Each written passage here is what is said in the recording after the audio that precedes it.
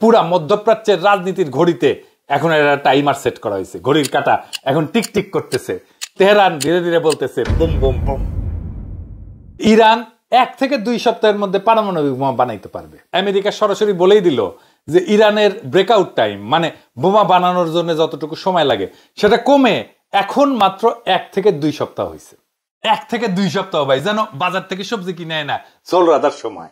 IAEA এর একটা সদ্য রিপোর্ট বলছে যে 60% মাত্রার সমৃদ্ধ ইউরেনিয়াম এখন ইরানের কাছে আছে প্রায় 408 কিলোগ্রাম। হিসাব করে বলছে যদি এইটুকু ইউরেনিয়াম আরেকটু ঠেলে আরেকটু সমৃদ্ধ করে ফেলা যায়, তাহলে এটা দিয়ে ইরান চাইলে একেবারে 9 থেকে 10টা বোমা বানায় ফেলতে পারে। ইরান কি পারমাণবিক বোমার পরীক্ষা করে ফেলছে? বোমা কি বানায় ফেলছে? 2017 সালে উত্তর কোরিয়া যখন পারমাণবিক পরীক্ষা চালায় তখন 6.3 মাত্রার ভূকম্পন রেকর্ড করা হয়। এইটা ছিল বিস্ফোরণজনিত কৃত্রিম ভূকম্পন।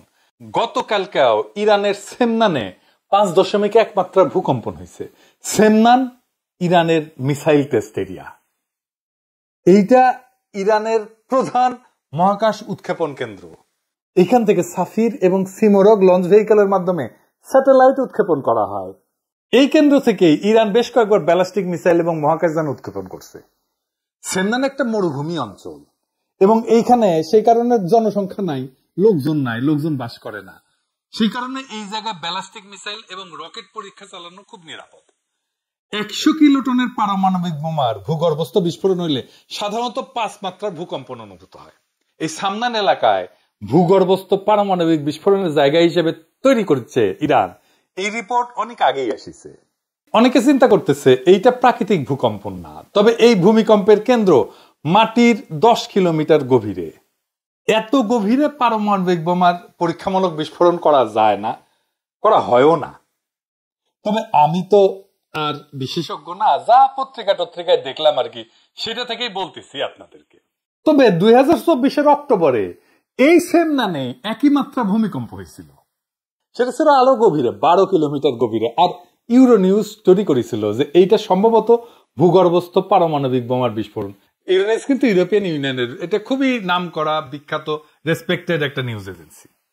তবে পরে জন হপকিন্স ইউনিভার্সিটির গবেষকেরা এটা নিয়ে আরো বিস্তারিত গবেষণা করছিলেন, করে দেখাইছিলেন যে এই ভূগর্ভস্থ পারমাণবিক বোমার বিস্ফোরণে যে আলাপ হইতেছে সেটা আসলে সত্য না। এখন প্রশ্ন হইতেছে, যাই হোক, এটা হয়তো পারমাণবিক বিস্ফোরণের জন্য ভূমিকম্প হয়নি, সত্যি সত্যি একটা প্রাকৃতিক ভূমিকম্প হয়েছে। কিন্তু প্রশ্ন হইতেছে যে ইরানের কি আদৌ পারমাণবিক পরীক্ষা করার দরকার আছে? যদি সে পারমাণবিক বোমা বানায়ও ফেলে তাইলে কি পরীক্ষা করাটা জরুরি? করতেই হবে না, এটার দরকার নাই। সবচেয়ে বড় কথা হচ্ছে যেহেতু রাশিয়ার সাথে একটা চুক্তি আছে, তাই কোনো টেস্ট না করলেও চলবে তার। কিন্তু আসলে কি ইরান পারমাণবিক বোমা তৈরি করে ফেলছে যেমন অনেকে মনে করতেছে? ইসরায়েল তো বারে বারে কমপ্লেন করতে যাচ্ছে, কিন্তু এটা কি করছে? আসেন এটা একটু বুঝে দেখি। আজ থেকে 1 সপ্তাহ আগে ইসরায়েলের মিডিয়া রিপোর্ট করতেছে ইরান পারমাণবিক বোমা বানানোর আগে যে ক্রিটিক্যাল টেস্টগুলো করতে হয় তা সফলভাবে করে ফেলছে। এই টেস্টগুলো করে ফেলতে পারলে পারমাণবিক বোমা বানায় ফেলা 1 সপ্তাহের কাজ। শুধু ইসরায়েল না, বিবিসিও রিপোর্ট করছিল মাত্র 3 দিন আগে যে মাসখানেক লাগতে পারে ইরাকের একটা পারমাণবিক বোমা তৈরি করতে। এই যে তুলসী গ্যাবার্ড, যে আমেরিকান ন্যাশনাল ইন্টেলিজেন্সের ডিরেক্টর, সে বলছিল যে ইরাকের কাছে এনরিচড ইউরেনিয়াম, মানে পারমাণবিক বোমা বানানোর জন্য ইউরেনিয়ামকে এনরিচ করতে হয়। এইটা স্টক ইরানে মজুদ এত আছে যে পারমাণবিক শক্তিধর দেশের কাছেই শুধু সেই পরিমাণে থাকে। IAEA 1 দশক ব্যাপী একটা অনুসন্ধানের পর একটা তদন্ত রিপোর্টে বলছিল যে ইরান 1980 থেকে 2003 সাল পর্যন্ত এমন কিছু কাজকর্ম করছে তার পারমাণবিক কর্মসূচিতে প্রমাণ পাইছে যা পারমাণবিক বোমা বানাইতেই শুধু করা হয়। 1 বছর আগে, প্রায় 11 মাস থেকে 1 বছর আগে ব্লিংকেন বলছিল যে ইরান 1 থেকে 2 সপ্তাহের মধ্যে পারমাণবিক বোমা বানাইতে পারবে। For a nuclear weapon is now probably 1 or 2 weeks away from doing that. Now, they haven't developed the weapon itself. 1 or 2 weeks. 1 or 2 weeks is probably what the realistic breakout time is. তার মানে ইরানের পারমাণবিক বোমা বানাইতে পারার সক্ষমতার বিষয়টা এটা দীর্ঘদিন থেকে আলাপের মধ্যে আছে এবং এই আলাপটা এরকম যে তার 1 সপ্তাহ থেকে 1 মাসের মধ্যে সে বানাই ফেলতে পারে। সেটা আজকের আলাপ না, অনেকদিন আগে থেকে আলাপটা চলতেছে। শুধু বিবিসি না, CNN একই রিপোর্ট করছে। 2023 সালে আন্তর্জাতিক পরমাণু সংস্থা, এটা যেটা বললাম IAEA, হঠাৎ করে জানাই দিল যে ইরানের পরমাণু স্থাপনায় 83.7% মাত্রার সমৃদ্ধ ইউরেনিয়ামের চিহ্ন পাওয়া গেছে। ওরা দেখছে। শুনতে নিরীহ লাগলেও এটাই সেই মাত্রা যেটাকে একেবারে বোমার দোরগোড়ায় পৌঁছে যাওয়া বলা হয়। আর ওইদিকে 60% মাত্রা সমৃদ্ধ ইউরেনিয়ামের মজুদ তখন ছিল 128.3 কিলোগ্রাম। প্রচুর। ইতিহাসে প্রথমবার এই পরিমাণ। এখানে শেষ না। পরের বছর আমেরিকা সরাসরি বলেই দিল যে ইরানের ব্রেকআউট টাইম, মানে বোমা বানানোর জন্য যতটুকু সময় লাগে সেটা কমে এখন মাত্র 1 থেকে 2 সপ্তাহ হয়েছে। 1 থেকে 2 সপ্তাহ ভাই, যেন বাজার থেকে সবজি কিনে না ঝোল রাধার সময়। আইএইই এর একটা সদ্য রিপোর্ট বলছে যে 60% মাত্রার সমৃদ্ধ ইউরেনিয়াম এখন ইরানের কাছে আছে প্রায় 408 কিলোগ্রাম। হিসাব করে বলছে যদি এইটুকু ইউরেনিয়াম আরেকটু ঠেলে আরেকটু সমৃদ্ধ করে ফেলা যায়, তাহলে এটা দিয়ে ইরান চাইলে একেবারে 9 থেকে 10টা বোমা বানায় ফেলতে পারে। মানে পুরা মধ্যপ্রাচ্যের রাজনীতির ঘড়িতে এখন একটা টাইমার সেট করা হয়েছে। ঘড়ির কাঁটা এখন টিক টিক করতেছে। তখন তেহরান ধীরে ধীরে বলতেছে বুম বুম বুম। কিন্তু এর মধ্যে একটা নিউজ আসছে যে ইরান একটা ইমপ্লোশন টেস্ট করে ফেলছে। কি সেটা? এটা একটু বুঝে দেখি। পরমাণু বোমার কার্যকারিতা যাচাইয়ের জন্য এটা একটা গুরুত্বপূর্ণ ধাপ। এর মাধ্যমে দেখা হয় বিস্ফোরক গুলা সঠিকভাবে একসাথে ফাটতেছে কিনা। অনেকগুলো বোমা একসাথে ফাটতে হয়। ফাটার পরে মাঝখানের কোর, যেটা কেন্দ্র, ওই জায়গায় চাপ পড়ে, তারপরে পারমাণবিক বিস্ফোরণ শুরু হয়। এই সবগুলো একসাথে ফাটতেছে কিনা এই টেস্টটা করাটা খুব ক্রিটিক্যাল কথা। এই টেস্টটা করা খুবই গুরুত্বপূর্ণ। অনেক সময় এটা সাব ক্রিটিক্যাল টেস্ট হিসেবে করা হয়, মানে এমন ভাবে করা হয় যেন চূড়ান্ত নিউক্লিয়ার বিস্ফোরণ না ঘটে কিন্তু সংকোচনের সফলতা যাচাই করা হয়। এটা মানেটা কি বুঝে দেখি। বিস্ফোরণ হলে ছুটে যায় চারিদিকে, তাই না? এটা হচ্ছে এক্সপ্লোশন। আর ইমপ্লোশন মানে হচ্ছে বাইরে থেকে ভিতর দিকে ঢুকে আসে। এইভাবেই আসলে পারমাণবিক বোমা ফাটে। প্রথমে বাইরে থেকে একটা বিস্ফোরণ হয় যেটা ভিতর দিকে আসে, আর ভিতরে করে থাকে পারমাণবিক বোমা, সেটাকে ফাটায় দেয়।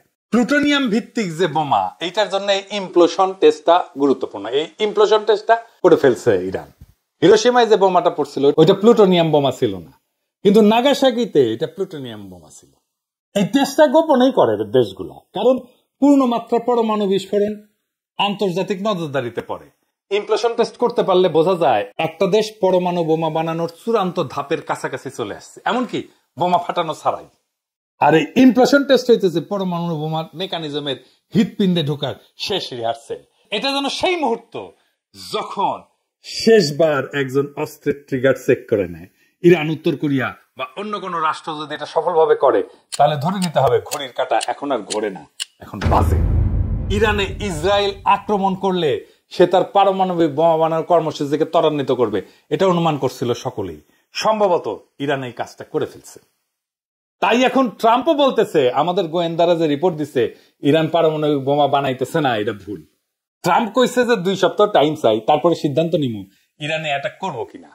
আমেরিকার বাংকার ব্লাস্টার বোমা আছে, যে বোমা যেটা মাটির নিচে থাকা ভূগর্ভস্থ বাংকার বা স্থাপনা ধ্বংস করতে পারে। ইরানের পারমাণবিক স্থাপনাগুলো সব মাটির নিচে।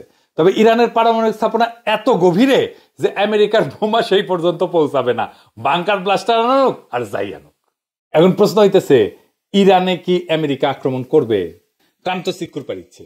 অনেকে মনে করতেছে ইরানকে হুতায় দেবে আমেরিকা আর ইসরায়েল একসাথে। আমার অনুমান এটা পারবে না। ইরান সম্ভবত বানায় ফেলছে পারমাণবিক বোমা। আমেরিকান আক্রমণ হলে ইরান তার সর্বশক্তি প্রয়োগ করে পাল্টা আক্রমণ করবে, আর সেটা হইতে পারে পারমাণবিক বোমা তৈরি হয়ে থাকলে সেটার ব্যবহার করা। ইরানের একরোখা সাহসী অবস্থান দেখতেছেন না? এই প্রস্তুতির কারণেই সম্ভবত এই সাহসী অবস্থান আমরা দেখতে পাইতেছি। আজকের প্রশ্নটা আর শুধু ইরানের না, এটা গোটা দুনিয়ার সব নির্যাতিত, শোষিত, অবরুদ্ধ জাতির। ইরান হয়তো পরমাণু বোমার শেষ পরীক্ষায় পৌঁছে গেছে, বা হয়তো না, কিন্তু ইরান যা নিশ্চিতভাবে অর্জন করে ফেলছে তা হলো আত্মমর্যাদার পরমাণু স্তম্ভ। যে দুনিয়ায় গণতন্ত্র আর মানবাধিকার নামের শব্দগুলোকে অস্ত্র বানায় সাম্রাজ্যবাদের ট্যাঙ্কে চাপায় দেওয়া হয়, যেখানে ইরান দাঁড়ায় আছে অধিকার আর প্রতিরোধের এক বিকল্প ব্যাখ্যা হয়ে। এই প্রতিরোধ শুধু ইসরায়েলের বিরুদ্ধে না, এই প্রতিরোধ সেই সাম্রাজ্যবাদের বিরুদ্ধে যেটা জাতিসংঘকে নিজের ঘরের চাকর বানায় রাখে, আর আইএইই এর রিপোর্টটাকে নিজের মিসাইলের সময়সূচি হিসেবে ব্যবহার করে। ইরান যদি সত্যি সত্যি পারমাণবিক বোমা বানায় থাকে, তাইলে সেটা গোটা দুনিয়াকে ধ্বংস করার জন্য না, বরং নিজেদের ধ্বংস হওয়া থেকে বাঁচানোর জন্য। এটা ধ্বংসের প্রতিশোধ না, অস্তিত্বের প্রতিরক্ষা।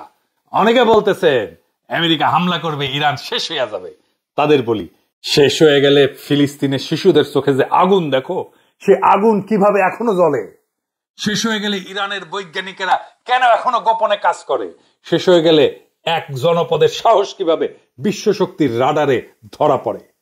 ইরান এখন আর শুধু একটা রাষ্ট্র না, ইরান এখন এক আইডিয়া, ইরান এখন এক চেতনা, এক সাহসের, আত্মমর্যাদার, দাঁতে দাঁত চেপে সহ্য করার, আবার দাঁড়ায় যাওয়ার চেতনা। একটা জাতির না, একটা সময়, একটা যুগের প্রতিনিধিত্ব করে এখন ইরান। কেউ যদি পতনের শেষ প্রান্তে দাঁড়ায় থেকে চোখে আগুন ঝরাইতে পারে, তাহলে পুরা দুনিয়ার রাজনীতির মানচিত্র বদলে দিতে পারে সে। মাথা উঁচু করে দাঁড়ায় থাকো ইরান। তোমার এই দাঁড়ায় থাকা এক একটা পারমাণবিক বোমার চাইতেও শক্তিশালী। তোমার পতন না, তোমার প্রতিরোধী হবে ইতিহাস। আর সেই ইতিহাস লেখা থাকবে, একটা জাতি যখন আত্মমর্যাদাকে জড়ায় ধরে, তখন দুনিয়ার সব মিসাইলও তার কণ্ঠ রোধ করতে পারে না। ইরানের লড়াইয়ে পরাজয় নাই, আছে শুধু প্রেরণা। তুমি আঘাত খেয়ে আবার উঠে দাঁড়াবে, কারণ তুমি ইরান। সাহস যার আর এক নাম, ইনকিলাব জিন্দাবাদ।